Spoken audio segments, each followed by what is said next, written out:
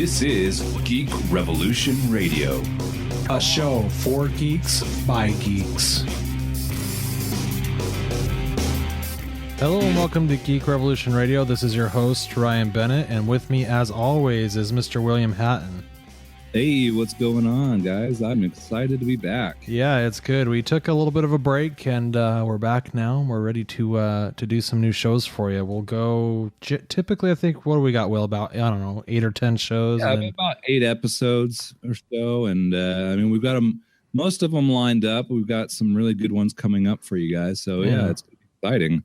It just occurred to me now, but maybe we should transfer the show at some point into season so people aren't like, wait, why isn't there a new show? Yeah, just random, yeah. It feels like we talk about a lot how we're going on breaks, but then as soon as we went on a break, I had, a bunch of people hit me up like, hey, what's going on, So we're back anyway, and we've got a bunch of good shows lined up for the next couple of weeks. We were going to do the Q2 movie preview for this episode, but then I kind of got some feedback from some of our listeners, and we've got to talk about Batman versus Superman. So this show will be dedicated to that.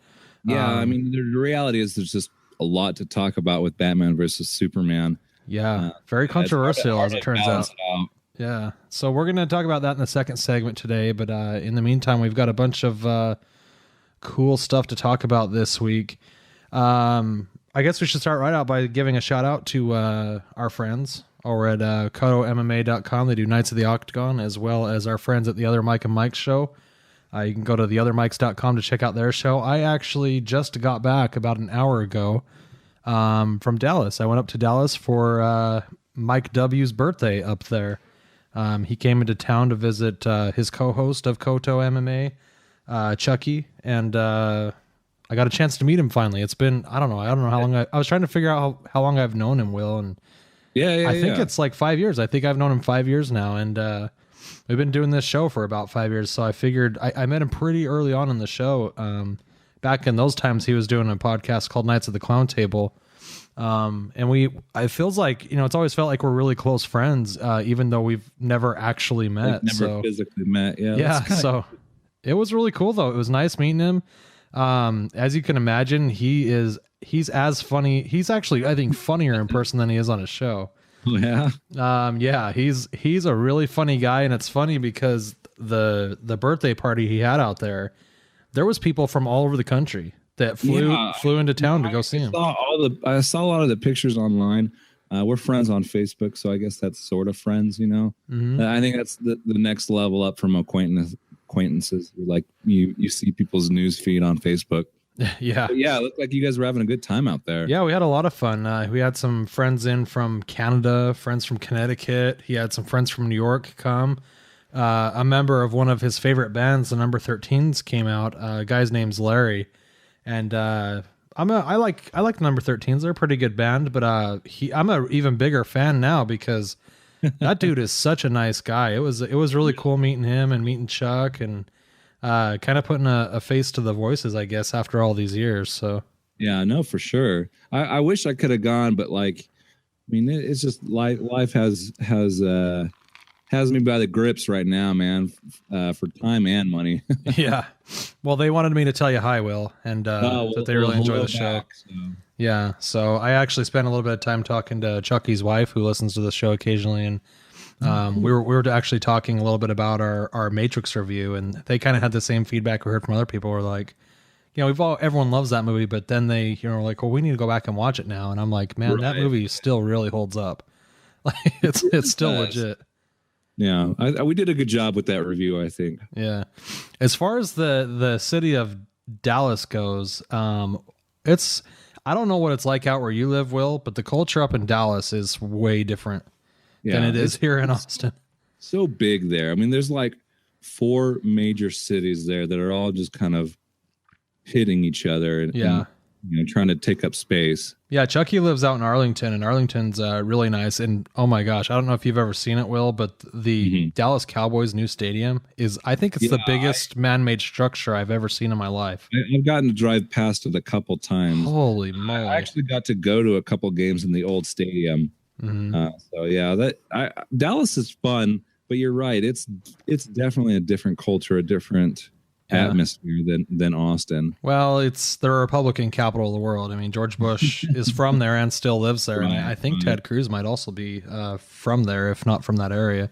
I wouldn't be surprised. But I mean, it's kind of a funny story because we rolled into town, and first thing I wanted to do is I wanted to go, because Mike's party didn't start till in the afternoon, and we left in the morning. Got there around lunchtime, checked into our Airbnb place, which was really cool. We stayed with Airbnb since we host. We're like, well, we'll use it to stay. And the guy we stayed with was super nice, and he had a 2-bedroom apartment that was like right in the heart of downtown in the high risers, and we stayed with him, and it was really, really great. But when we pulled into town, I was like, we're gonna grab some lunch. I'm like, well, there's only one place I want to eat, and that's the Gas Monkey Bar and Grill, because that's from that TV show. I don't know if you've seen it. It's called Fast and Loud.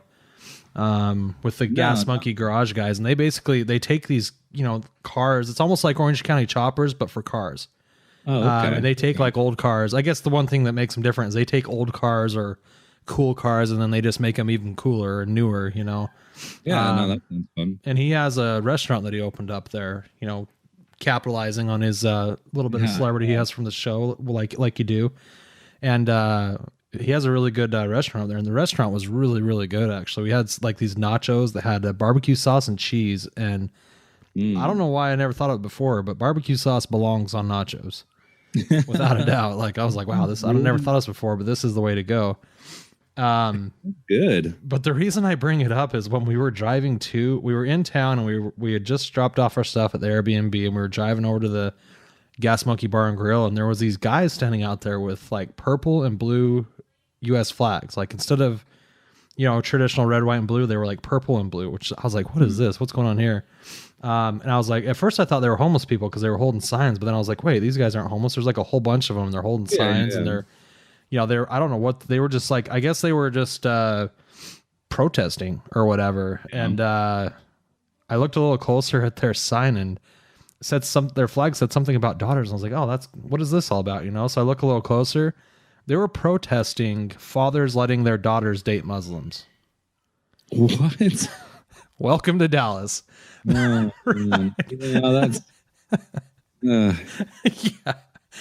that's there's no need for an organization or for protests. I mean, like, is it race? It's definitely racist, but it's like, well, I guess it's no worse than like protesting in Arizona with like, against Muslims with, rifles and stuff like that, Well, I can see, but that's a little bit more specific. Like, it's equally as puzzling to me as a little bit more of a liberal guy, but for them to specifically be putting the message out there that fathers ought not to let their daughters date Muslims. I'm like, why don't you just say don't marry Muslims, like in general? But it was very specific. Fathers saying don't let your daughters date Muslims.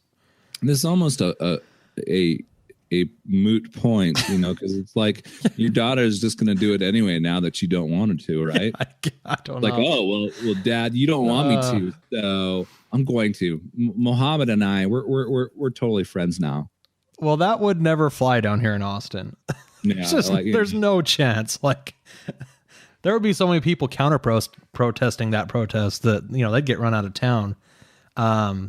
But wow, I was just like, oh, well, welcome to Dallas, and I'm not in Austin anymore, I guess.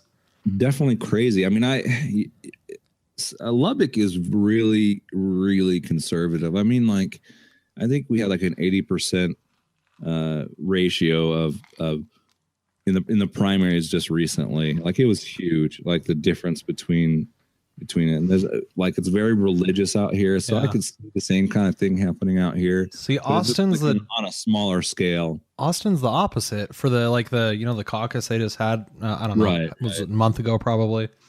For Travis County, where Austin is located, Bernie won the nomination for Travis County, which is the capital of the capital of Texas is Austin. So it wasn't Hillary Clinton, it was Bernie, which was like, oh, that's yeah. Okay, and Ted Cruz won but they did like a Republican and Democrat, but Bernie still got the most overall votes or whatever.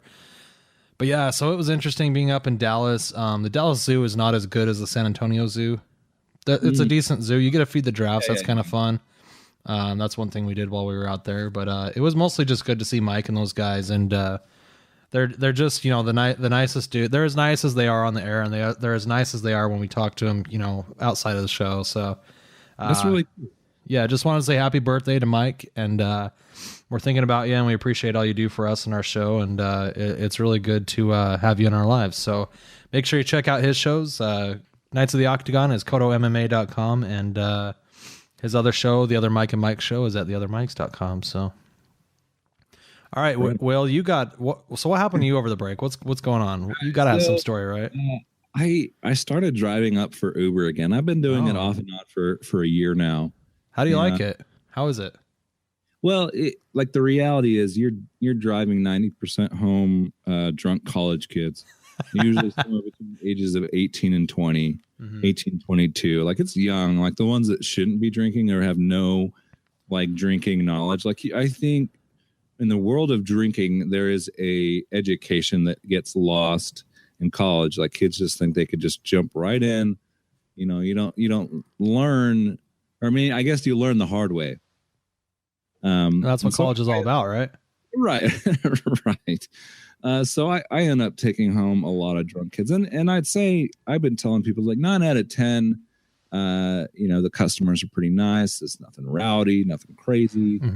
But last night I was driving and I had a very interesting experience. And I posed the question, does this make me a bad person? I'll ask it again at the end after I finish the story. So I pick, like, it's my last ride of the night. I'm like tired. I'm ready to go home. And I pick up this guy and I find him at the dorms. He wants to go to an apartment. And before he's even settled and we're leaving, he goes, I need to get you a tip. We need to go to an ATM machine. I was like, you know, tips aren't mandatory or anything like that. You don't have to give me a tip. He's like, no. I insist. So I was like, all right, well, you know, I'm not going to turn down free money. And so we go to the ATM machine and he's like, I'm at the machine because it's on the left side. I'm the driver. So he hands me his card. I punch it in and punch in his PIN, which you know, if I had tried to remember, I would have remembered, but like, I'm not that guy. That's not the point of the story. Yeah, so I punched it in and he asks, how much do you want? How much, like if you were to put out a number, how much would you take? And I'm like, I'm not like, this is not me taking advantage of some drunk guy who wants to give me a tip. Oh, and by the way, he is very flamboyantly gay. And he's like, I'm giving you a tip because you're cute. Like he's got his hand on my shoulder. This is an amazing story. He's like, I want to do this for you. You know, you're cute. You deserve it. How much do you want? I was like, I didn't feel like saying more because I said, I'm humble. I'm modest. I don't want a lot. Like, you know, this is all on you, buddy. And so I said 40. So I punched in 40. You go 40. well, I mean, he's like 20, 40, 60, 100. What do you want? Like, well, we were going to settle. Yeah, because it has to be in increments of 20, right? Like, right. Yeah. So I was like, all right, well, 40, I guess. And so we're about to leave. He's like, no. Get another 20 out. Get another 20 out. You deserve it. I was like, look, 60 is just too much. I think, you know, that is over the top. And the guy will not. He's like, nope, I don't want you to leave until we do it. Come on, here you go. Do it. I was like, I'm not like, this is like, I'm having a hard time turning it down just because the guy is so insistent. Like, so I pulled out another 20 and we go on our way and we're having this conversation and I'm being cordial with him. I'm being nice. I mean, obviously this guy just gave me a $60 tip to start out the ride. You know, it's kind of that, you know, obligatory, you know, I'm not going to be like rude or anything like that. And, you know, it comes up in the conversation that I'm married, that I have a daughter, you know, all that stuff. So you know, nothing crazy. He's not like he's not any more hitting on me than he is just calling me cute. He's not like being forceful with it or anything like that. So we get to the place, his destination, and like we're having a hard time finding it. So like it's dark, you can't see anything. And so I like reading like the apartment numbers. I'm like, oh, I think the next building is it. So I think we found where we were going, but I couldn't tell. And he opens the door and he's about to get out, and he's just like, so how do I request you? Like, but the thing with Uber is it's all random. Like whoever's closest to you, that's who gets the ride. Oh, okay. So it's all set up by Uber. There's no request. You can't, unless you give somebody your number and they drive specifically to you, they can. And so the reality is this guy was fishing for my phone number. And I didn't want to give it to him, and I wasn't going to. And I kept saying, well, there's nothing I can do. Like Uber doesn't do that. And it went on for like, that feeling of you're experiencing time. Like this really had to have been like 3 minutes of this exchange. Like felt more like 10. You're like let's move on here. Come on. Like this is not going to happen. So we in change. Like he leaves. I was very, very polite about it all, and that's the story. And $60 heavier in your pocket, right? Yeah, I'm $60 more. But I feel like there's because I'm such a nice guy, I do feel a sense of guilt for taking $60 because I feel like that's partly taking an advantage of, like he's 18 years old.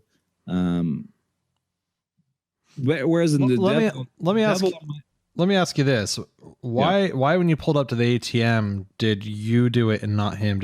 Was he sitting in your passenger seat? Yeah, he's sitting in the passenger seat. So he's not going to reach over. Like if he'd been in the back seat, I imagine he would have done it. Right. But this is my problem with the situation. This is where the devil on my other shoulder goes. So the angel is saying, well, you're taking advantage of him. He's not in his normal thinking. He's just a college student. Who knows how much money he actually makes? Whereas the devil on my shoulder is saying, dude, that dude knows what he's doing. Like he had full intent with everything that he did. He knows what $60 means to him. And if it means so little, that's on him. Right. The $60 to me means a lot. Like I'm not going to throw down $60. It was consensual, right? I mean, he might have been drunk, but he was, wanted to give you some money. The thing was, I've met enough drunk people in my driving to know that he was very coherent. He wasn't like dumb drunk. Right. He wasn't passed out in the back seat or anything crazy like that. Right. No. He knew what he was doing. So I don't know. I think at the end of the day, I don't feel like that makes me a bad person because, this is on this guy. I mean, he's the one that, it was on him. What do you think, Ryan? So I as you're telling the story, I'm thinking of it. First, I thought like the credit card was definitely stolen. I thought that's the direction the story was going. No. And now they've got your face to go along with it at the ATM. So I guess we'll see how that plays out. But I was thinking actually about you played Star Wars: The Old Republic, right? Or Knights of the Old Republic. No, I don't think I ever played that one. Well, you make choices in the game in how you react with people, and you either get light side points or dark side points. And I was thinking the whole time, I'm like, Will's conundrum is literally he's fighting his inner force to see if he's going to go light side or dark side with this transaction on Uber. Right.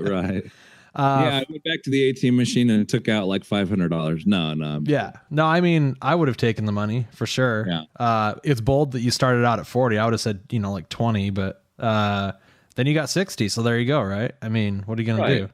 So that's a great story. Actually, I might start driving Uber. Did start out with 20. I was like, yeah, 20 is fine. And he's like, no. You tell me right now, how much do you want? Say how much, because I had initially said 20. I was like, no, I don't need more than 20.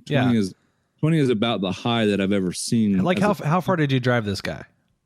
So I drove him probably about, I don't know, maybe about 10, 15 minutes. 10, 15 minutes. So yeah, like I would have said like $10. Like that's a way, like a good tip, Like we really like in Lubbock because like the clientele is like 80% student. They don't tip. Like right. Right. tips. Can they can tip you through the Uber app too, can't they? They can't, which a lot of they people can't. can, but Uber does not have a tipping option. I wish they did. We'd probably get more tips that way. But does Lyft? Lyft might. I don't know, but I don't. We don't have Lyft out here, so I'm not sure. Oh, you don't. Oh, yeah, because we have both here in the city. So Yeah. I thought they had them both everywhere, but that's. I think you're. I mean, because you. I mean, if he was passed out in the back seat and you were just like, well, I guess I'm giving myself a $60 tip, then I was like, yeah, okay, that's some Sith points there. But the fact that he was like insisting on it, it's like, yeah, you don't have to persuade me to take your money. Like, but that maybe because I went to business school. I don't know. Very coherent. Yeah. I should make that very clear. Like, it wasn't like he was like, oh man, whatever, you take what you want. Well, no, yeah, I think you're all right, but like I told my wife this morning when I woke up, I was like, let me tell you about my night last night. And I said, I'm going to start with a couple openers, and then I'm going to go straight to the main main stage with the big story. Cause I told her about some of the other stuff that happened. And I was like, here's the big one. And she was like, oh, great. There's $60. She didn't see any negative to it. So I was thinking about it today, and so for those of you that don't know, the LDS Church, which Will is a member of, they have conference twice a year, which is, instead of going to church, you watch it on TV, and basically the top leaders of the church they give talks. And the way that I always know that it's general conference, because I don't go to that church, is I never see anybody on Facebook ever post anything religious until conference. And then there's all these screenshots and quotes and all this. Right. So I was like driving home today. I was like, oh, I guess today's a conference. Okay. That's funny. Well, I brought up the Star Wars thing a little bit because as I'm sure you are well aware, Star Wars is coming out on Blu-ray on Tuesday. So I cannot wait. I plan on watching it like 3 or 4 times in a row. Yeah, and a little, I guess, present they gave to us is they released Star Wars on digital HD like last Friday.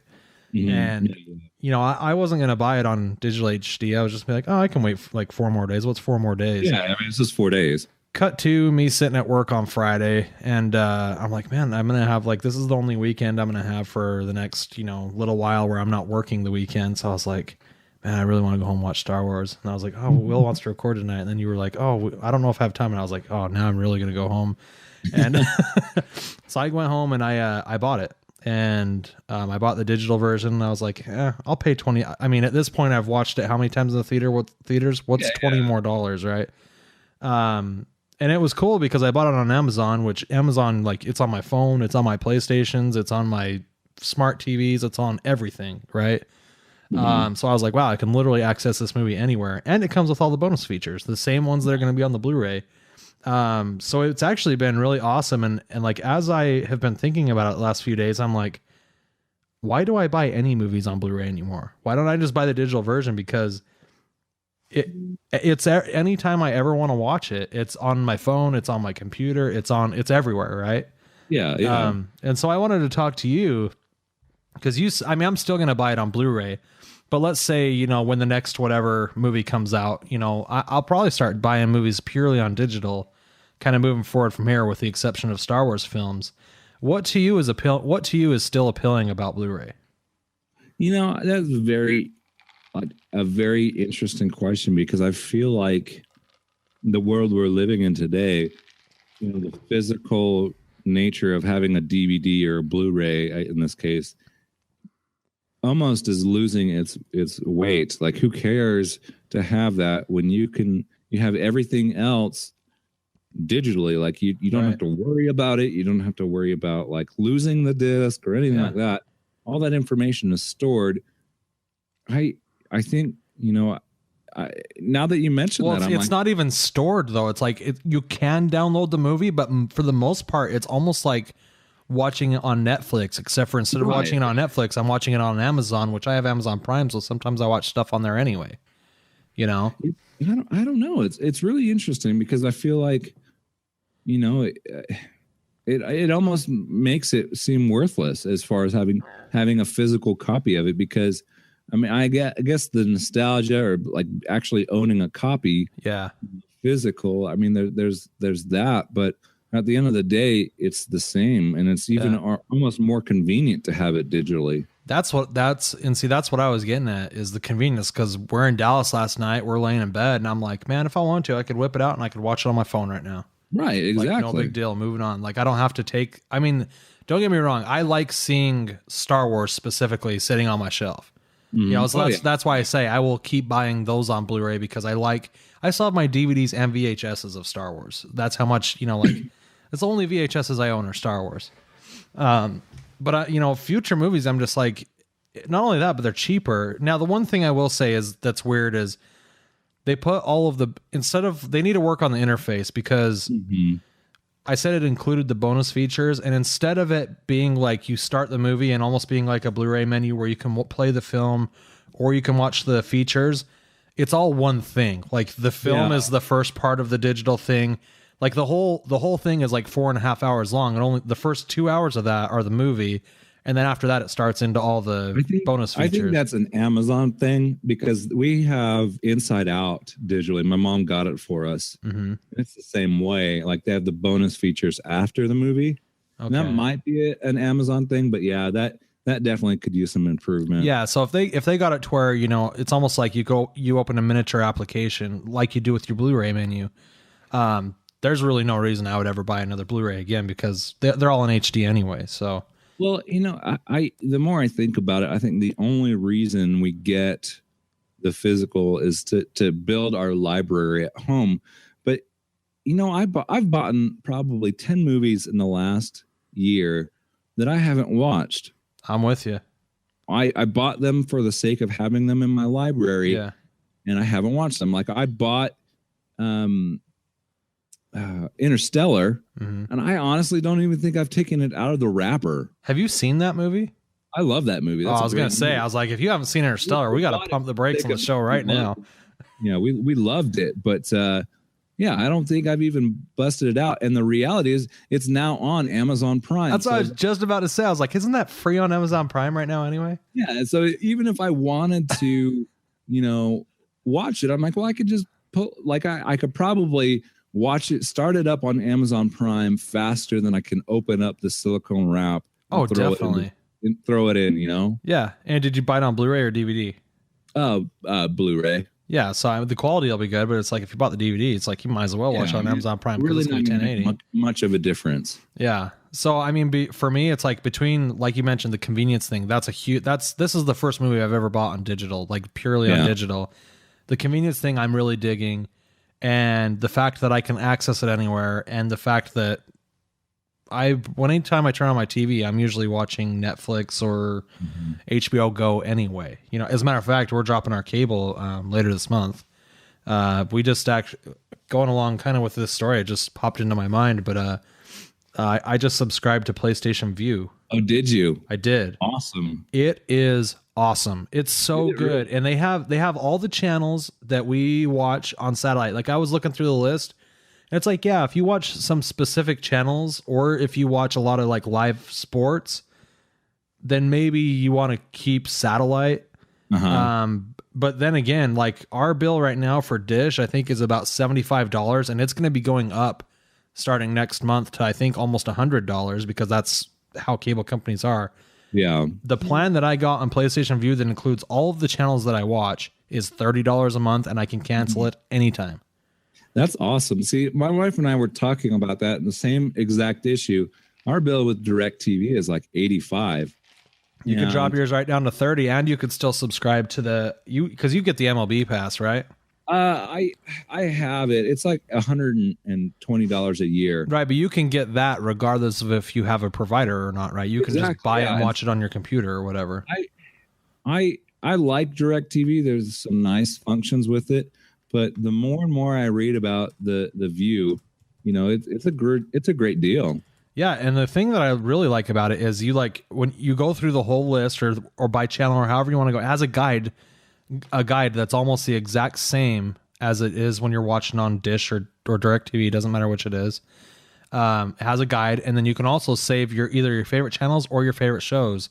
And when you save your favorite shows, it DVRs them for you. as you go along. Awesome. And it's great. And not only that, but like one thing I've been hearing, people are like, oh, well, I don't have a PlayStation, or, oh, you know, whatever. Me and you both have PlayStations. I have multiple PlayStations. So I have, you know, PlayStation 4 in my living room. I have a PS3 in my bedroom, and I have a PS3 I don't use for anything right now. So for me, it's not a big thing at all. But however, it's also available on your phone. It's available on Amazon Fire TV. It's available, I think, on Google Chromecast. Wow. So basically, any way that you watch Netflix, for example, you can also watch PlayStation View. Okay, so I do have a question for you. So our internet provider, we have high speed. I think it's like maxed out at 50. 50 is high speed still. Who do you have? It's called Suddenlink. It's like a local thing. I mean, it's not local, but it's a smaller company. Right. They cap us, I want to say, at 350 gigabytes a month of downloads. That's awesome. Yeah, it sucks. I've gotten multiple emails from them saying, hey, you're almost near your limit. So basically at the end of your cycle, you basically have to stop downloading as much. But do you, I mean, that's I think the only drawback that I could think of from this service is that you're going to be downloading everything digitally. Do you have a cap on yours? What are your guys' internet like? So right now we have Time Warner Cable, and we don't have a cap like that. You're the only person I've ever heard that has a cap, and that's absolutely baloney.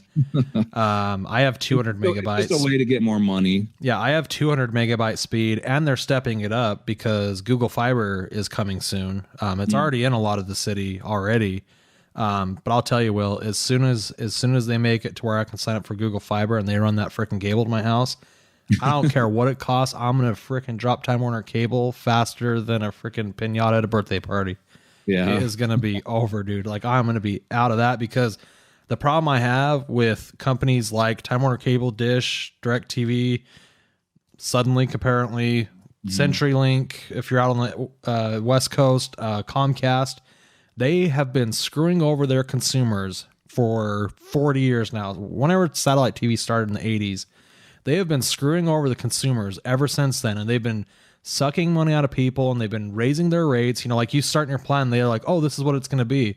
And then they slowly raise your, you know, how much your monthly bill is every month until infinity, essentially. Like, you know, and like my grandma, for example, she's not going to call them and be like, why is my bill more money? She just pays it. She was paying like almost $300 for like basic cable. Yeah, and it's like absolutely ridiculous. That's because they take advantage of people. And then you got new companies coming into the telemarket, like PlayStation View and Google Fiber, which also offer TV, by the way, with their service. And it's like, here's a flat rate for our services. There's no contract. You don't have to keep it for 2 years. You can cancel anytime. To Time Warner Cable's credit, they are month to month as well. They'll let you cancel their service or change your service at any moment. If you have it, you know, and then you move and you don't want it anymore, you can take your equipment back and the contract's over. The thing that drives me nuts about Dish is that you have to sign a 2-year contract. And, you know, when we moved here, we didn't have a choice because that's really the only option we had. So, yeah, it's the same way with DirecTV. And I think the second our contract is up, we're jumping ship. I'm actually paying money to cancel my Dish contract.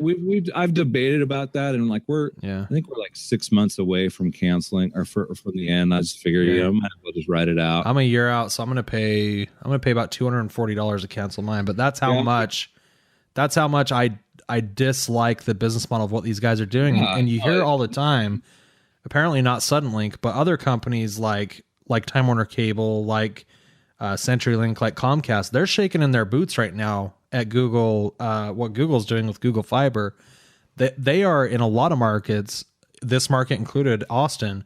They're giving people more speed for either the same money they're already paying or less money. Because why wouldn't you switch over to Google Fiber, which is way cheaper, right? And it's a gigabit connection. It's 1,000 megabytes per second, like it's super fast. And they give you routers for your house, for the receivers for the TVs, and they double as Wi-Fi hotspots. So it's like your entire house is hooked up. You know what I mean? Yeah. The Suddenlink thing is like they have faster speeds, but it's like each tier is just like $10, $15 more. The fact that they cap you is absolutely ridiculous. Yeah, absolutely really ridiculous. Does bug me. Like that feels like it should be some sort of a lawsuit because it's no more or less expensive for them depending on how many gigs you upload or download. That sounds like a cell phone plan or something. Yeah, I mean that's kind of how it feels like. Like they're gonna have like, oh, you've reached your limit. Like, it almost feels like they're taking advantage of like old people that aren't ever gonna hit their limit. Right. Like, well, they're taking advantage of you if you hit your limit too. Because I'm sure you have to pay more money if you go over your limit, or you have to pay for a certain amount, right? You go over 3 times, the fourth time they charge you ridiculous, like $10 a month, or like $10 a gig or something like that. That's absolutely ridiculous. It really is, and it's it's this thing. The other thing that I hate is it's the only service. The only high-speed internet service in Lubbock is Suddenlink. Well, Google's working on that. I mean, the Google Fiber is hardwired, but they're working on launching them, and Facebook, as a matter of fact, are looking at launching satellites, and then you'll be able to get Facebook for free. And Google Fiber actually does up to 7 megabytes for free. So, like grandma or whoever that only uses the internet to occasionally check Facebook, they can have free internet. That's all they ever need it for. So dude, that's awesome.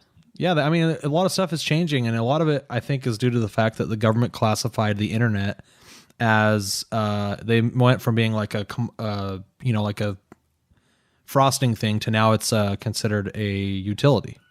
Yeah. So there you go. And the reason I'm signing up for PlayStation Vue primarily is because I support what these guys are doing and what the price they're doing. It's the same reason why I keep my Netflix subscription. All those reasons are these guys are changing the face of TV to our benefit, and they're making better programming anyway. So why, you basically support your companies with your dollars. And if, for example, people around Lubbock switched over to Google, if you guys got fiber out there, for example, you'd see Suddenlink changing their tone completely with how they structure their plans. You're already seeing it out here with Time Warner Cable and whoever the other person is. I think it's AT&T offers internet out here too, and they're totally different in how their plans are less money and they're faster. And it's like, okay, well, what makes it different now that now you can give me more speed for less money, but last year you couldn't. Last year they didn't need to because they didn't have to compete with Google Fiber. Yeah, their hands are being forced. Yeah. Well, and that's a good thing, right? It keeps it competitive. The more competitive a market is, right now, basically a lot of the, cable companies, they have monopolies. Like you'll never go to a city that has both Time Warner Cable and Comcast. Have you ever noticed that? Yeah, that's true. Never. It just, they monopolize and they stay out of each other's territories on purpose because they know they can, take the American people for dealers. We pay, and also, I don't know if you've seen this. I saw a survey that says the United States, we pay more for our internet than anybody else in the entire world by a long shot. And it's like, we freaking invented the internet. These companies that like provide internet to the rest of the world are based out of America. We're started in America. You know what I mean? So I don't know. I'm just tired of it all. So we just rolled right into an airing of grievance. Yeah, it's okay. I can air my agreements on that this week. But before we go to break, let's talk real quickly about Cloverfield. We both saw Cloverfield over the break. What did you think, Will? Dude, I love 10 Cloverfield Lane. I felt like it was a great movie. I gave it an A, a solid A. Dude, that movie was so much fun. I'm with you, man. It was one of those things where it's like I went into the movie with preconceived notions that it was going to be about the giant Godzilla thing. And it wasn't at all. Like it was this whole other story. And you're sitting there and you're watching the movie and you're like, at one moment you think you're on the side of the girl. You're like, she's got to get out of here. This guy's crazy. And then the next minute you're like, he's not crazy. He's right. Like he saved her or whatever. And then it's like, and then it was a little bit of both at the end, which was kind of amazing. But I really enjoyed it. It's just a fun movie. It's not just a monster movie. Mm-mm. But it's a thriller for sure, but it's definitely a thriller. It's like my wife doesn't like scary movies, but she went in there with me and she felt like pretty good with it. But like the thrill, the suspense of it was enough to get her to like clutch onto my arm. I will say the end of that movie was quite terrifying though. Right? Didn't you think so? Because sure for you, man. Yeah. Sammy's the same way, man. Yeah, because you know how it ends. We won't spoil it here, but yeah, for me, it was intense, the ending, because if you listen to our horror movie episode, you might know what the subject matter could have been at the end of the movie. But yeah, I wasn't having it, man. And I was like, well, that really got scary real quick. And Sammy's like your wife. She doesn't like horror movies, but Sammy really enjoyed it too. I've heard from a lot of people. A lot of people liked it a lot. Yeah. Felt like a good movie. I've been hearing Oscar buzz for next year. Have you heard that? I've been hearing people say like, this might be one where there's going to be a little Oscar buzz because the acting was unbelievable. Mm-hmm. It was so good. Yeah, I mean, deservedly so. I hear John Goodman's name thrown around, man. He did a really good job. He was so good. Yeah. I don't know. We'll see. But, the one thing that I will say that negative about the movie that I wish they would have done, I wish they would have named it something different. They didn't have the word Cloverfield in it. Yeah. It would have been a way better reveal at the end. If it was called, Kidnapped or something, whatever name. And if somehow they could, it could still probably be from Bad Robot and wouldn't set off any sirens that, hey, this is another Cloverfield movie, And it would have been awesome that at the very end of the movie when, she runs away in the truck and that sign falls over for the house and it says 10 Cloverfield Lane, that would have been mind blowing. You're like, holy crap, this is a Cloverfield type of movie. That's so cool, Yeah, I kind of feel the same way, but I kind of feel like having Cloverfield in the title is sort of misleading. It sort of like makes you feel like it is or it isn't. And so you're spending the whole movie going, is it a monster? Are there monsters out there? Well, it's like Twilight Zone, right? Where it's every week is a different kind of story with different creatures or different whatever. So I thought it was great though. And it doesn't really preclude the fact that maybe that giant beast thing is in that world. Just because they didn't show it in that movie, doesn't mean it's not in the same universe or whatever. But yeah, I really dug it. So, all right. I listened to The Nerdist. He interviewed the director and J.J. Abrams. That was a really good episode. Talked about the details of it. Definitely worth checking out. I haven't heard it. I'm gonna have to check in. Yeah. Did they talk about Star Wars? A smidge. John, what's his name? Hardwick. Chris Hardwick tried to get him to kind of spill some beans, but obviously he didn't. I wish somebody would have him on to talk about Star Wars now that the movie's been out, because he does talk about the movie, like the Force Awakens, a little bit. It was kind of cool. I'd love to hear that interview, especially from Chris Hardwick, because he liked it as much as we did. So there's that. But all right, let's take a break. We're going to come back. We're going to talk about Batman versus Superman. You're listening to Geek Revolution Radio. Foolish mortals, if you value your souls, you can reach Attention Deficit Order Radio on iTunes and SoundCloud under Attention Deficit Order Radio. By email at AdioRadio0@gmail.com. On Facebook under Attention Deficit Order. On Twitter at ADIO Radio. And at BoboBroadcasting.com.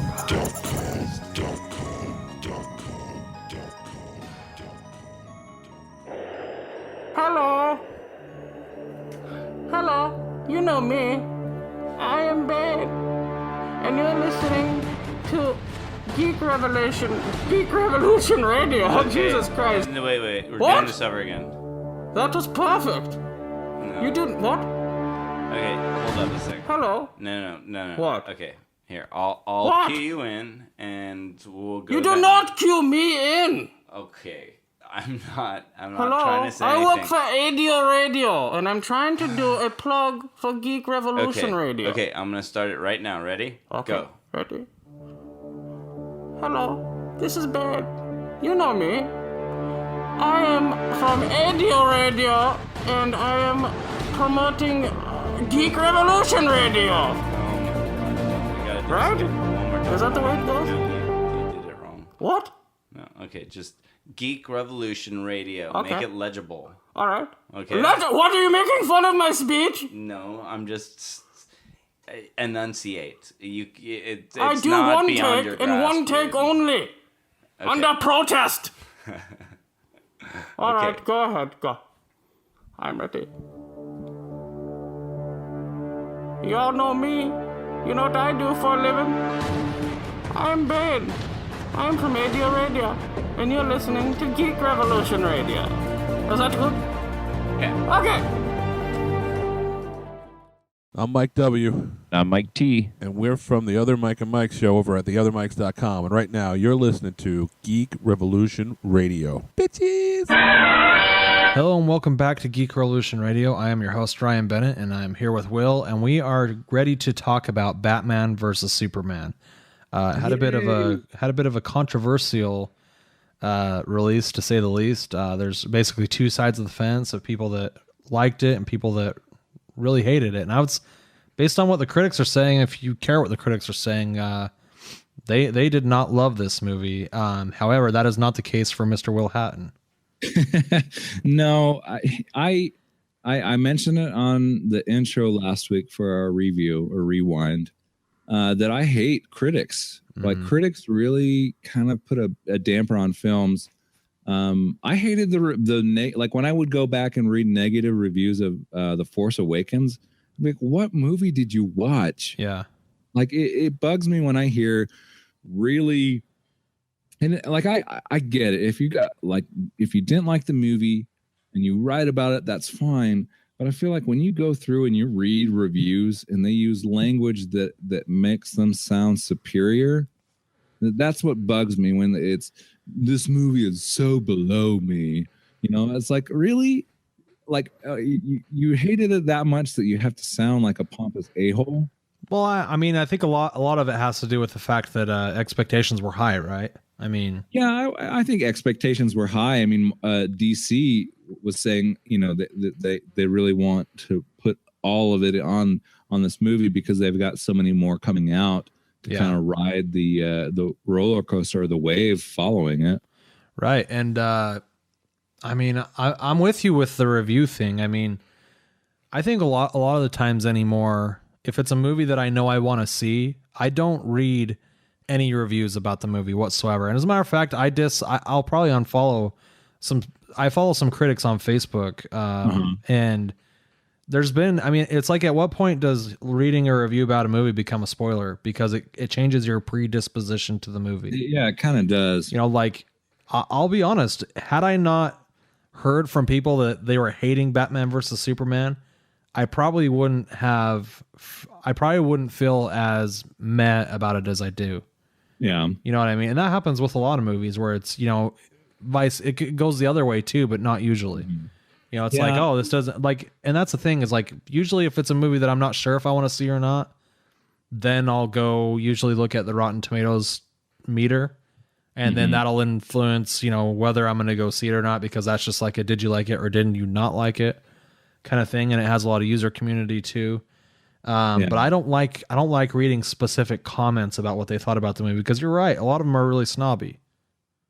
Yeah, and it just takes me back to my time in film school where I heard people talk about, like, I remember once hearing people badmouth George Lucas and saying, like, why can't Americans enjoy, you know, French, Italian films the way they do George Lucas? And then they went on this George Lucas rant about how he's ruining film. And it got under my skin. It's already under my skin, and I haven't even heard it. I'm like, you know what? You're just an a-hole, a pompous a-hole for talking that way. First of all, how dare you? That's what I would have said. How dare I should have stood up and be like, he is America's sweetheart. He is a god among men. Yeah. A god among mere mortals. No, and you know, I do the same. I tend to just ignore critic reviews in its entirety because I like to look at Metacritic and Rotten Tomato just to gauge how a movie is. But I usually don't care because I feel like superhero movies tend to get the brunt or the negative from these websites. You know, a lot of movie critics don't like the Avengers movies. You know, stuff like that. Right. So I tend to just kind of take it at face value. The only thing that I have concern with is I'm a really big Superman fan. I'm a big DC fan, and I feel like this movie, like we mentioned a couple seconds ago, really does hold weight on the future of the franchise. Like if this one doesn't do well, they might start pulling the plug on some of the others, which concerns me. And so that's why I've been looking at the box office mojo numbers, like see how well it's been doing in the box office. I've been looking at the reviews just because I'm concerned. I want it to do well enough that DC doesn't feel threatened to be like, oh, this movie didn't do so well, so we might just pull the plug on the whole. Well, I don't think they're going to pull the plug, but I think that ship is already set as far as their confidence in this movie, because I read an article before it came out, and it said that Warner Brothers, this movie will have to make $1 billion domestically for Warner Brothers to make its money back, because they've been promoting the heck out of it, right, and to feel like it's set on good enough ground for what's to come. Because you're right, they've got Suicide Squad that's already in the Suicide Squad, which was in the can, but now they're going back and reshooting it because they're getting a panic button. They've got Ben Affleck just mentioned like 2 days ago that he's finished a script for standalone Batman film. This train is in motion, and in classic studio fashion, I think Warner Brothers set the bar too high for this film, personally. Yeah, I think they did too. I feel like I do have major critiques with the movie, and you're probably going to agree with me on some of them. Yeah, we can get into some of those, but going back to the critic thing, I wanted to say one more thing, and that was that I'll name check the critic. His name's Jimmy Martin. He does a show called the Geek Show Podcast, I think it's called, with a guy I used to work with over at X96 in Salt Lake, and Jimmy. The problem I have with Jimmy Martin, and I'm probably, now that I'm thinking about it, going to be unfollowing him on Facebook, is he's a critic now for a living, and this is maybe a recent thing. He hasn't always been that way, but I think he's working for, I don't know, one of the news organizations out there, and he does like a weekly thing for them, and he's full on the gravy train though right now as far as critic goes. They send him free stuff all the time. They fly him out to Los Angeles or wherever the heck to do the press interviews with the actors and do the press screenings and all that kind of stuff. Right. And the thing that drives me nuts about him specifically is that he will tweet a picture of himself or Facebook it or whatever before a movie, and he is already going into a certain film with a predisposition.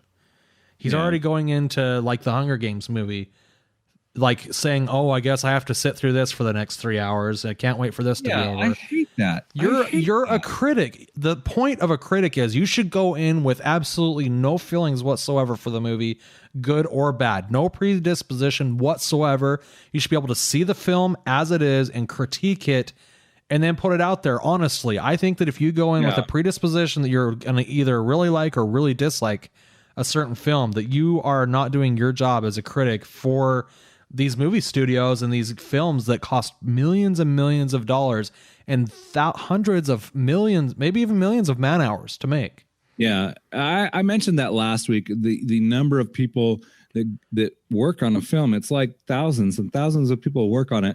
But I also said it's like a food critic going in to a restaurant after just eating like Taco Bell. It's more like a food critic going to an Indian restaurant if he doesn't like Indian food, and then writing a critique about not it, right? Having a clean palate. Like you got to clean your palate. Yeah. So that's my big, like, I have a real problem with that. And, I haven't mentioned it to him because I'm sure he doesn't care, but I did really dislike that type of critic because they're not doing their job, not only as a critic, but as a member of the media. And they're not only that, but they're influencing other people. Word of mouth has absolutely destroyed Batman versus Superman. There are no two ways around that. This movie had a huge opening Thursday and Friday, and it had the largest drop off in cinema history between Friday and Sunday of the opening weekend. It had like a 69% drop off, something like that. Some high number. Biggest drop off that a film has ever seen, more than Fantastic Four, which was ironic. But so despite the fact that I think it's made $500 million so far, do you have the numbers up? It's at last I saw it was at worldwide. It was like 623. What's it at domestically? Do you know? Domestically, let me just pull it up real quick. Yeah, you're talking about it. Yeah, because and that's the problem I have. The critics destroyed it, and Warner Brothers I mean, they're going back and doing reshoots on Suicide Squad because it wasn't funny enough. Because they said to make it more fun, and it's like it's one of those things where it's like if the reshoots needed to be done to make the movie better, then that's fine. But they shouldn't go back and do these reshoots based purely on what's happening with Batman versus Superman right now. From what I read, it was because of Daredevil, because they wanted it to be funny like Daredevil, or not Daredevil, Deadpool. Yeah, that's what caused the reshoots. They're like, oh, we want a rated R movie that's funny. They're going rated R on Suicide Squad? I'm not 100% sure. I don't think it's been reviewed yet, actually, by the MPAA. Domestically, Batman versus Superman is at 261, which isn't great. It's not bad, but you're right. And hang on, 261 is actually super terrible for that movie. I mean, you think, well, they've spent over 261 just in marketing. That doesn't even cover the cost of making that film. That film, I think they said, cost about $250 to make. It cost because they said they spent $50 million more dollars making that than Star Wars, and Star Wars was 200. Looking at just the second weekend, I mean, it's not gonna, like, the numbers are going to still roll in. It's not going to be a whole lot more. I mean, I think it'll probably top 300. Yeah, hopefully. I mean, but I think you're right. I mean, and I think I think the critics killed this movie. But let's go on and talk about what we thought of the movie, what we liked and what we didn't like. What was your favorite part of the movie? Oh, my favorite part of the movie. I honestly have to say the fight between Superman and Batman. I felt like when they finally got it on, it was a lot of fun. Batman was doing what Batman does best and kind of evening the odds by figuring out ways to actually fight him. Right. I think that was probably my favorite part. I feel like I have to come in at it though saying like, this is what I like, or like my general overall feel of the movie was that I liked it. And I really wanted to be, not just a blanket, hey, it was great. I wanted to say that I liked it, but there are things that I didn't like about it.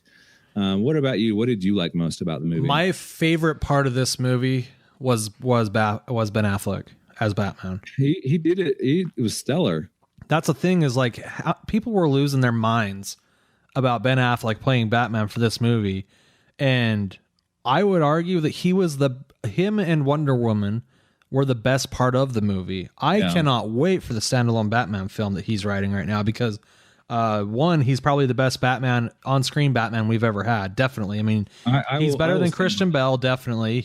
I don't know. There's some of the older ones that may hold a torch to him, but he's better than Christian Bale. I know that for sure.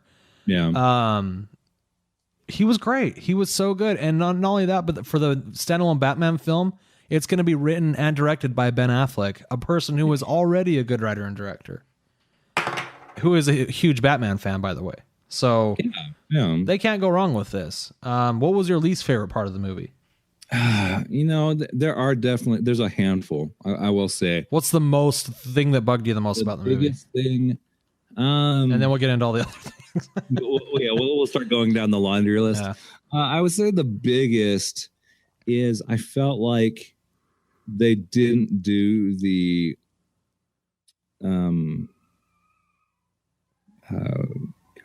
drawing a blank on his name all of a sudden. Gosh dang it! Why am I drawing a blank all of a sudden? I feel like they did a really unjust service to the story of I'm drawing a blank on the big villain at the end. Doomsday. I felt like they just rushed in, like, hey, let's also have Doomsday at the very end, which is probably my favorite Superman story. I read the comic books. I like the character. The Death of Superman comic. And I feel like they just throw it out there the last, 20 minutes of the movie to almost feel like it was rushed, not necessary. And I think if they had ended it with Batman and Superman kind of coming to terms, They could have saved that whole story for another movie and had a great movie in itself. I couldn't agree with you more. That's I have one thing that's a bigger problem, but to go to your point, Doomsday was not needed in this movie. They've actually used up him as a villain now, which is unfortunate, because if they're going to make another standalone, Superman movie, or if they're going to make a Justice League movie, the Justice League movie should be about Doomsday, because he killed Superman. All of the Justice League are fighting him, right? And Superman joins the fight like halfway through. Mm-hmm. Exactly. That's what they should have saved. They should have saved. The movie would have lived, like you said, just fine with a fight out basically between all of the heroes. You got Batman on one side and Superman on the other side. Bring in Wonder Woman, bring in Aquaman, bring in the Flash, bring in Green Lantern, bring them all in, and just have a superhero duke out. And then have a legitimate reason why Batman and Superman decide not to kill each other. Not the thing that bugged me the most about this film was that it's called Batman v Superman. Batman versus Superman. Batman was ready for the kill shot on Superman. And what ended their tiff? The fact that it was revealed that Superman's mother's first name is also Martha, who was Batman's mother's first name. And he's like, all the stuff that had gone on in the movie up to that point about Batman saying he killed thousands of people when he fought Zod in the last movie. He is a god on this earth. We don't need him here. We don't like him. It was like, oh, our tiff is over now because your mom's name is Martha too. I did feel that was kind of short, but I didn't really, that wasn't a deterrent to me. I just kind of, I felt like something's going to bring them together, and that in itself wasn't troublesome to me. That is absolutely terrible writing. Absolutely terrible writing. Whoever wrote this movie it wasn't Zack Snyder, was it?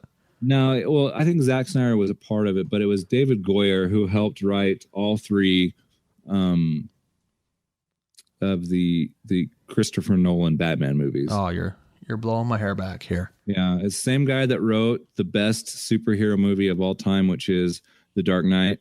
Oh, you mean Christopher Reeve Superman movies, not Christopher Nolan, right? No, Christopher Nolan. He wrote the Batman movies. Yeah, the Batman movies. Oh, yeah, okay. The best superhero movie, in my opinion, is The Dark Knight. I completely agree, 100%. And he helped write that one, and I'm wondering if he didn't have an influential part on the good parts of that movie, because I agree with you. I see. This is the thing, and a lot of people are trying to figure out where the blame goes for why this movie wasn't as good as it should be. A lot of people are throwing out Zack Snyder's name. I throw out Zack Snyder's name. I think the reason that this movie was not as good, it wasn't. I won't say this is a bad movie. I won't say it's a good movie either. It was okay. Yeah. I think the reason that this movie was not great is because of Zack Snyder. Zack Snyder is not the right person to do these kinds of movies. He's very fantastical. Like, you look at his, like, Super Punch. That's a very fantastical, over the top movie. In my opinion, he hasn't made a good movie since 300, and 300 was the only good movie he made. I really enjoyed Dawn of the Dead. That was the other one that he Dawn did. of the Dead was good, but I mean, he made 300 in 200006. So it's been literally a decade since he's made a good movie. Yeah, a lot of people didn't like The Watchmen. I liked it, though, mostly because it followed suit really well with the comic books. But you're right. Like, I've just not enjoyed many of his movies. Yeah. And so I can see why Warner Brothers, in some aspects, now that we're talking about it, why they are hitting the button here, because this is supposed to rival, this is in no way even on the same platform as the Avengers. Either movie, take your pick. The writing, the story, how fantastical it was. There's no part of Batman versus Superman that is as good as Hulk Smash. I don't think you're supposed to compare the movies. It's like comparing apples and oranges. I think you are supposed to. If they're gonna basically follow suit with Marvel, you kind of, maybe you shouldn't, but you kind of do have to compare them a little bit, because they got, these are the only movies where multiple properties have ganged up on each other. And I feel that's one of the problems with this movie and why people don't like it, is because they feel they need to compare it to. I feel like it should stand on its own. Like, you shouldn't have to be like, oh, this isn't as lighthearted as some of the Marvel movies. It's definitely darker than some of the Marvel movies. And I feel like that's the point. That's the difference between DC and Marvel. Like it's the Apple versus Mac or PC. It's the McDonald's versus Burger King. Like there are differences, and to try to like just mash them all together and say, oh, it's a comic book story. I don't think that gives it justice. I don't know. I mean, I guess the last thing I really have to complain about, and then we'll talk about what we liked about the movie, is I think one more scene with frickin' Lex Luthor in this movie would have ruined the whole movie for me. I would have gone from saying it was okay to saying this was a bad movie if they had Jesse Eisenberg for one more dang scene as Lex Luthor. He is, without a doubt, the worst Lex Luthor we've ever had in any form. Honestly, I thought the same thing going into the movie. I thought, I'm really not going to like his performance because the stuff I saw in the trailers kind of bugged me. Oh, yeah. Like just ridiculous lines, kind of stupid. But I feel like over the course of the movie, it kind of grew on me. I didn't dislike it as much. And I honestly almost respected what they did in the storytelling for how he came across. Like, I didn't like that they added Doomsday, but the fact that they did, I liked figuring it out in the story, because my issue with Doomsday is he's got his own origin story that is very it's based on Krypton. It's not like he's Kryptonian. Yeah. And so the fact that it wasn't like Lex Luthor cooked him up in a test tube or something, that's what I was worried that's what it was going to be. And I'm like, Lex Luthor's not smart enough to make Doomsday. And so the fact that he basically went to the archives and was able to reproduce them that way, I could respect that. I don't know. See, I liked that part of the story. The one thing I did like about Doomsday was they brushed on his origin story at least a little bit, how he was created. However, I don't think he should have been so easily destroyed, but that's what happens when you make a movie called Batman versus Superman, and then you decide to make the last 20 minutes basically the death of Superman, which is a totally different story. Yeah, it's a different story. It would have been a better story if, and a matter of fact, he made the Superman movie back in, what was it? When was the last Superman movie? The Man of Steel, 2013. Man of Steel should have been the Doomsday movie. Zod was good, but they could have done Doomsday there. Zod would have made more sense for Batman versus Superman, as a matter of fact. Yeah. Because he doesn't require as much backstory, because we've seen him before, in multiple things. Smallville, he was a major character. In parts of that, he was in the original Christopher Reeve Superman movies. I don't know. And I guess to Zack Snyder's credit, I don't know what the pressures were as far as from the studio or whatever, but they should have kept with Batman versus Superman, and that's what the movie should have been. I didn't realize this, but the next Justice League movie is on IMDb. It has him as the director, and I hear a lot of people have been trying to push to get him out. He's directing part 1 and part 2 of the Justice League. Yeah, I don't like to put blame on people. I've liked certain things from both Man of Steel and this movie, but I have to agree. I feel like not just because I don't like what he did, but I feel fresh blood is needed, kind of the same way that Star Wars is doing their thing. Yeah. Let somebody else come in and kind of put their spin on it. I feel like here's the thing about it, Will. If you're going to put your entire franchise, I mean, Star Wars could have and kind of did. They could have put their whole franchise on J.J. Abrams and been fine, because he did really well with Star Trek. What they ended up actually doing was putting it on Kathleen Kennedy, and if you look at her IMDb page, I mean, she's behind everything that's ever been good. Yeah. Zack Snyder, he has no business being the leader of basically the DC movie universe at this point. Yeah. I mean, you look over at Suicide Squad, directed by David Ayer. I mean, he's got a better laundry list of movies than Zack Snyder does. Yeah. No, I agree, and I kind of feel like they need a fresh set of eyes on this one. I'm not worried per se that they're not going to make the next movies, but I think if Warner Brothers was smart, they would make him just a producer and say we're going to have a different director. Well, yeah, I guess that's kind of what happened in the Iron Man movies to what the heck's his name that's in the movie. They kind of edged him out as director too, and Zack Snyder needs to be edged out because he could straight up ruin these movies. Because John John Favreau, yeah. Mark my words right now, Batman, whatever the standalone Batman movie is, will be way better than this Batman versus Superman movie was.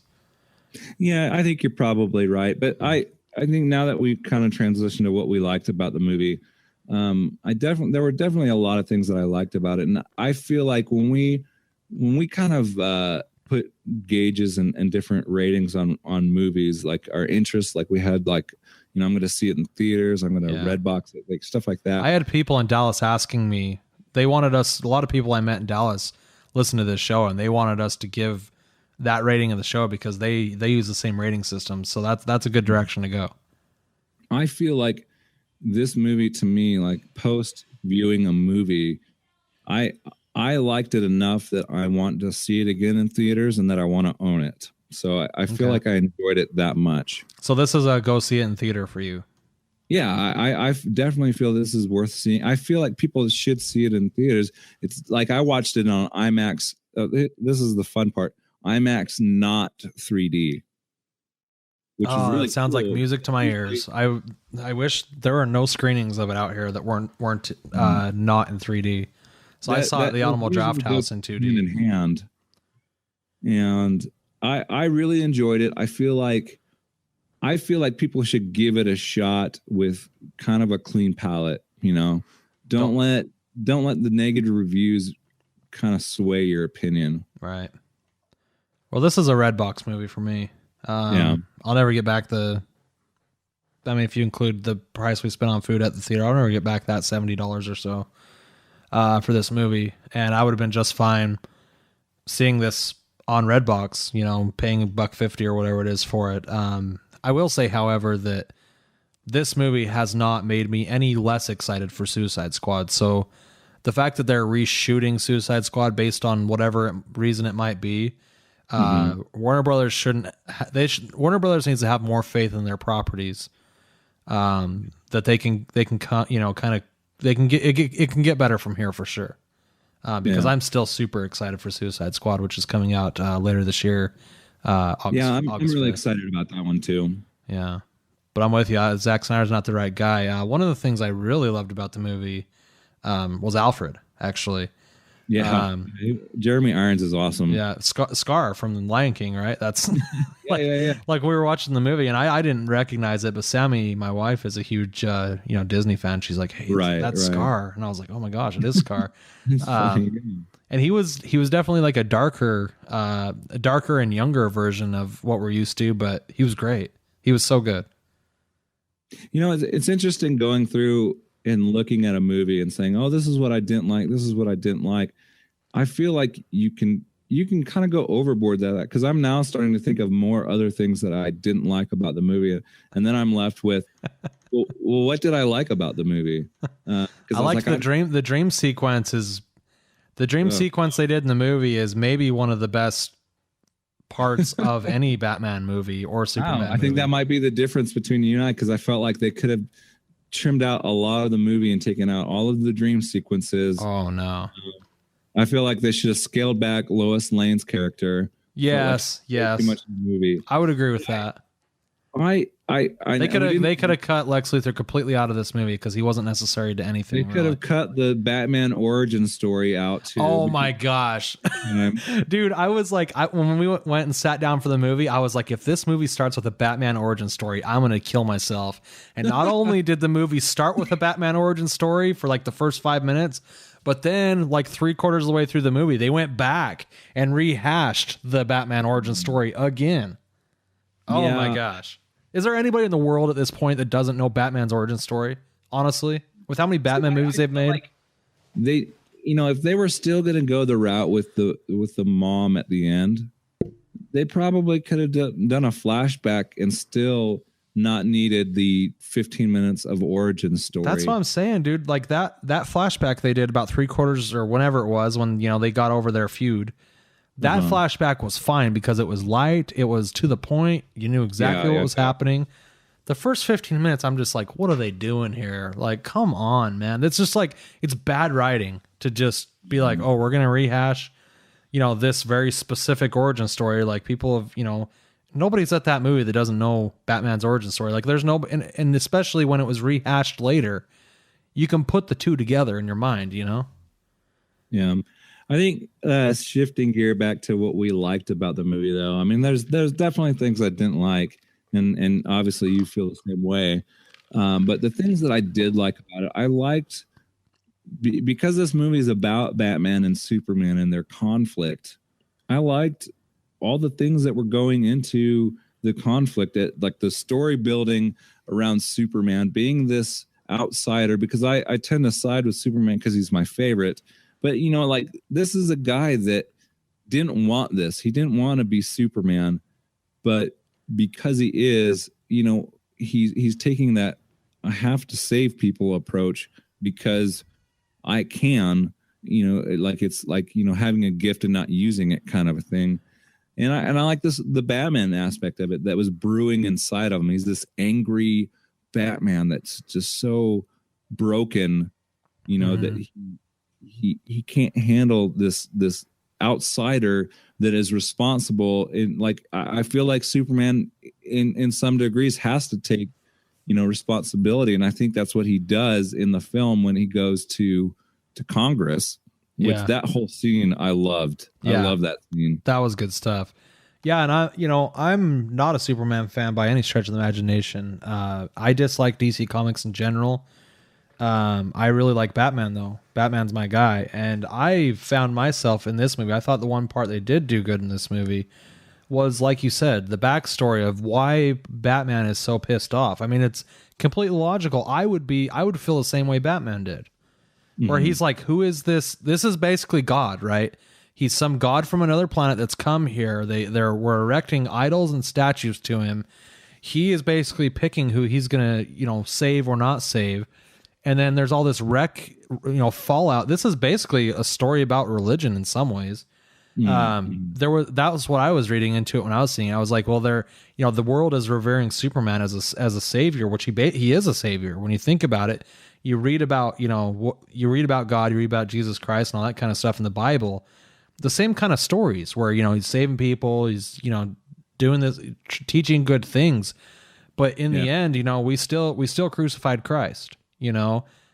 Same thing was happening with Superman, and probably rightfully so, because he was doing, even though he saved the world from Zod in the Superman Returns movie, he was doing way more damage than good in not only the people that he was hurting while he was having these gigantic battles in Metropolis, but also in who he chose to save or not save. And then, like you mentioned, the Congress scene where, our media, Fox News, would have immediately reported that Superman blew up Congress. There would have been no ways around, like, the fact that somebody put a bomb in there and blew it up when Superman happened to be there. The fact that Superman flew out of there because he's invincible. Fox News have been just like, he's a murderer. He's going to kill everybody. He's responsible. Yeah. So I agree with you, but I feel like this is like the differences between you and I, because I like, not just because I'm a fan of Superman, but because I feel like I side with Superman. It's like, I feel like you have to hold him accountable for the deaths, but at the same time, he's like, his choices, he was sent to Earth by his father. He had no control of that. So he's on Earth with no choice out of his own. Well, he can leave Earth. Well, he could. I mean, I guess that's the alternative, but I don't know. Like, I see, and I'm with you. Like, I can see why it is really hard for him. Like, there's no doubt about it. However, he doesn't have to be Superman. He could just be Clark Kent, and I think he should. I tend to agree with the fact that he, when things get super bad, like if somebody resurrects a Doomsday or somebody, or Zod visits the planet, then he needs to spring to action. However, the day in and day out and the wars and all that kind of stuff, he needs to lay low and let all that stuff be, or he needs to leave this planet. Because, the problem with somebody playing God is that, look at how our world exists now, because, it's people have been fighting forever over religion, and Yeah. Superman, if this was happening in real life, would just be really another brand of religion, because it's just like he said, he was sent here by his father. But I think that is that scene the scene where he goes to Mexico on the Day of the Dead or whatever, and he saves the fire, and all of those people are like all at his all around him with their hands just touching him, like, oh my goodness, you saved us all. And you saw the parallel in that, right? I mean, there's clear symbolism there. Well, it's symbolism for touching the feet of Christ, right? That's right. what it was symbolism for. I think, I don't know. Like, I feel like still though, like if you have the power to save people, like, I feel like you have to take advantage of that in every given opportunity. Like, you have to also recognize they're going to hate you for it. Well, and that hate has to come, but I feel like the love that is made from the people that you save balances out the hate of people that feel like you're just doing it for the wrong reasons, or you're more of a hindrance than a need. Yeah. I don't know. I think if Superman saved me, I think I would love him forever. Yeah, but what if he didn't? What if Superman didn't save your wife, or didn't save your kid? Well, then what if Hazel died? What if Hazel died because she fell off of a building or something? And then that's just life circumstances. That's going to happen. Yeah, but you can't have it both ways, man. You're going to mourn regardless. You're like, no, you are, but you would, in your heart, you would feel the way that Batman does. Yeah, you know what I mean. You would be like, why are these people so good to save, but my family was not, or what if two people fell off the building and he saved that other person and not your family member, or whatever, something like that. Like, you're going to create more enemies than you are fans, because you can't be everything to everybody. You just can't be. I think maybe taking either viewpoint is wrong. Maybe I would agree, but on the same hand, because he chooses to still be Superman, he forces people to make that decision. Yeah, he does. But I don't know. I feel like if I was living in that world, I would probably side on the Superman side, and you would probably side on the Batman side. And well, of course. I mean, there's no doubt about that, because I mean, the other problem with him is he showboats, right? He wears the big S, the blue suit, the big red cape. He's not like Batman, where most people don't see him or know that he exists. I mean, I guess the symbolism in the sky is one thing, but I don't know. I think that Superman would be way better off if he was just Clark Kent, and then he occasionally saved people as Clark Kent, but obviously not people that he knows. I disagree, but that's what's great about our show is I think we disagree, and that disagreement's what's what brings us together. It was interesting to see it play out in the movie, because it was exactly those themes are what they were exploring. And it's unfortunate that's why I think the setup for this movie was so good, and then to have it all just be brushed off with like, oh my gosh, dude, my mom's name is Martha. Like, this is so cool, like I'm about to stab you with a freaking like kryptonite sword. And it's like, wait, your mom's name's Martha? My mom's name's Martha. Now we're best friends. Like, it's so stupid. If you could go back and rewrite the thing that resolves their conflict, like, what do you think is a better way to resolve the conflict? Because first of all, the battle should have carried itself out longer than it did, and they should have scratched Doomsday altogether. That's how I would have done the movie. I would have had the Justice League come together and basically not fight against each other, but help fight to resolve the problem with them and unite them in almost the same way that it was with like the Hulk, where he's like out of control, but if you rein him in and you can try and find some sort of common ground, and then have Superman explain for once, I was sent here against my, to Batman, I was sent here against my will. I'm doing the best I can. If he just sat down and explained why he does what he does, I'm pretty sure that Bruce Wayne could buy into that. Yeah. And that would be way better for the story. I mean, the movie was slow already anyway. So, why not go into those kinds of things? And that gives you a chance to, if you're going to put Aquaman and the actor that play the Flash on the movie poster, you should maybe put them in the movie. Yeah, I agree. Stan Lee had a longer cameo in Deadpool than either of those guys did in that movie. Yeah. It's just why did they tease it at all? They shouldn't have teased it at all, or they should have just put him in the movie. There was tons of opportunities, even when they were fighting Doomsday. They could have incorporated both of them. I thought they were. For a minute there, I thought they were with the water and the Doomsday. Yeah, the water, and then there were so many opportunities, and that's why Zack Snyder is the wrong person for this. That's the perfect. More reasons why he's wrong for it. Should have had them. I think I would have liked that if Wonder Woman showed up and you saw moments throughout the film sprinkled in where she's going to the other characters and bringing them together. I'm like, look, these two are going to destroy the world, fighting each other. We need to unite. Yeah, I think then maybe you tease at the very end of the movie. She says there's something coming, and then they tease Doomsday. They say this is coming. We need to all unite because it's going to be a matter of us saving the world or not saving the world, because the world can't defend itself. That's how the movie ends. Leads perfectly into the whole rest of the franchise.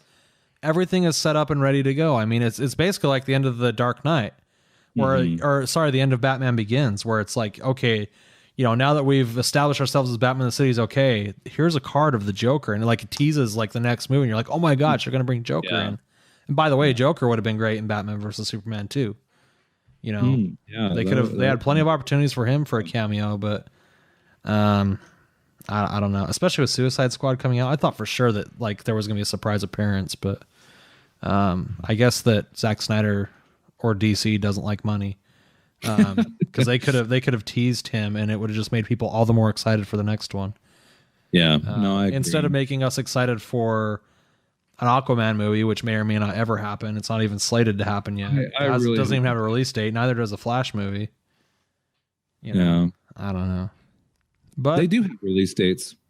Well, they haven't started production though. They haven't started making either film yet. So, we'll see what happens. I mean, like I said, I'm excited for Suicide Squad. What is the planned release schedule? I guess is it Suicide Squad and then Justice League? So it'll go Suicide Squad in August, and then Wonder Woman at the beginning of the summer. That's going to be great. See, I'm really looking forward to that'll be a good movie. She killed it. She was so awesome. good. Yeah, she was really great. And she's like Iron Man was 10 years ago. There's not a lot of people out there that know Wonder Woman's backstory. Really, yeah, and I'm excited to see what they do with that film. I've seen CW with Kevin Smith did a little teaser for her movie, showing some kind of behind the scenes and some couple different scenes from the movie. Very excited about that one. And then in November next year, the Justice League Part 1. Right.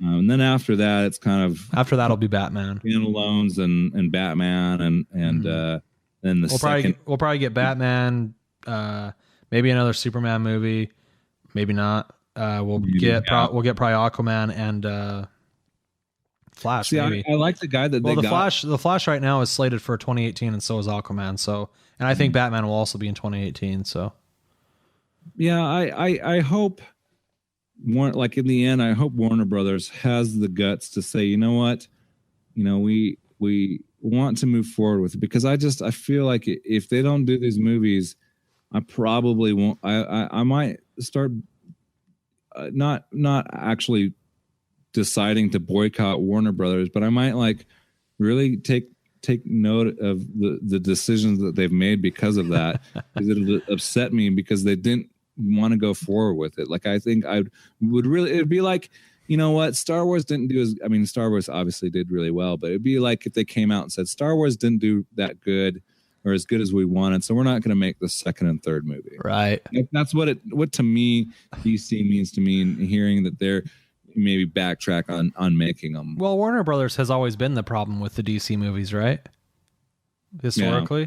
They don't have a studio like Marvel Studios, and they don't have mouse money either. And now that I'm thinking about it, the best possible scenario for DC Comics in general and DC movies, just sell it to Disney.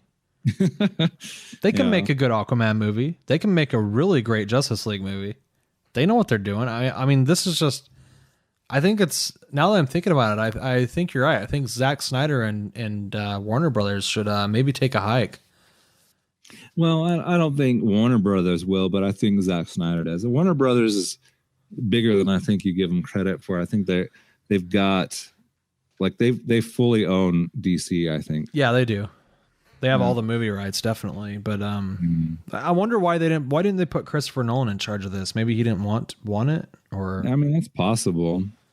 I mean, I think because Zack Snyder directed Man of Steel, I think that's why. That was not a hit, so that's why I don't understand. Well, it wasn't not a hit either. No, but it wasn't it wasn't Iron Man. It's not the kind of movie that you launch an entire multi-billion-dollar film franchise off of. Yeah, that's true. Like, they didn't make another standalone Superman film since then. And this was supposed to be the second standalone. It's kind of funny. Yeah. Well, I don't know. Yeah, I guess in a way it was, but yeah.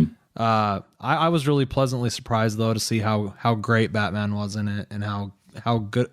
I want to give props to our boy. You know, he's from the root of Kevin Smith. Kind of started in those movies, and everyone was losing their minds about him playing, you know, Batman. I never had any doubt. I never questioned it because he's done some really great work, especially of late. Oh yeah.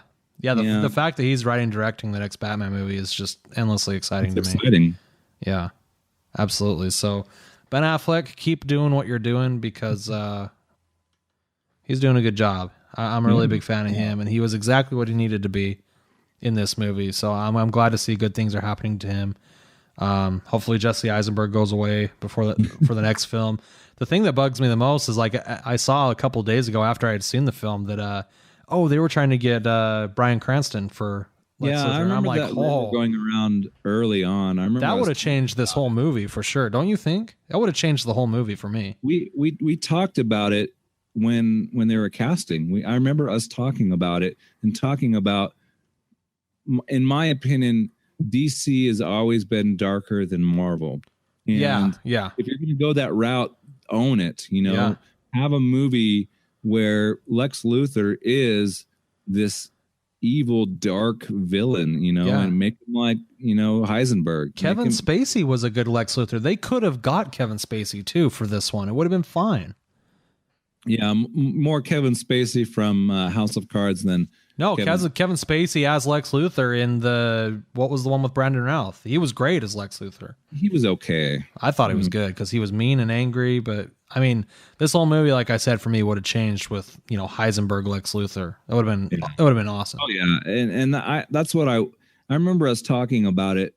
You know, that this is what they should do with what they did with the Joker in The Dark Knight. You know, to having this dark, edgy character versus what we've seen in the past of kind of, I don't say Lex Luthor's been kind of comical, but he's never been like this. You know, I look. The Joker was up until that point. The Joker was a little definitely comical. I feel like they could have done better, a better casting. I will say I didn't not like Jesse Eisenberg, but I think they could have casted better. Well, the fault falls on Jesse Eisenberg though, because Jesse Eisenberg could have played that any way he wanted to, right? Yeah. And maybe they were looking for someone to play Lex Luthor like that, but I would tend to agree with more the fact they put him in this movie because he is Jesse Eisenberg, and he could have done a better job playing. I know the guy, you know, he was really good in The Social Network, so I know he can act. And as a matter of fact, he could have played a version of who he did in The Social Network. It would have been better. This, he was just way too the wrong way of whatever he was doing, you know? Yeah. I will agree. They could have casted better. Yeah. So anyway, that's our review of Batman versus Superman. You can go over to our Facebook page at facebook.com/Geek Revolution Radio and let us know what you thought of the movie. I've heard from a lot of people haven't seen it yet. For most of them, like we're kind of waiting for the review from you guys to see if we're going to go see it or not. Will says to go see it. I say to wait for Redbox. You decide. If you do go see it, do let us know what you thought of it. Maybe I'm way off base. I don't know. You can tell me. I'm not afraid to defend my points. I kind of want to hear what other people have to say about it. You know, yeah, hit us for up sure. on Facebook. Yeah. So that's all I've got for this week. You got anything else, Will?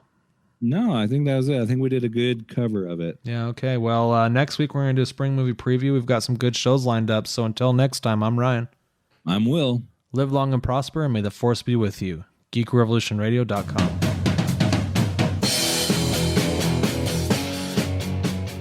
You've been listening to Geek Revolution Radio. hosted by William Hatton and Ryan Bennett. For more information about Geek Revolution Radio, go to geekrevolutionradio.com. Feel free to interact with the show at facebook.com/geekrevolutionradio. The intro song is called What You Want. The credit song is Riptide. Both are composed by Kevin MacLeod, licensed under Creative Commons. The views and opinions expressed on Geek Revolution Radio are those of the panelists and do not necessarily reflect the views or opinions of our sponsors. Thank you for listening.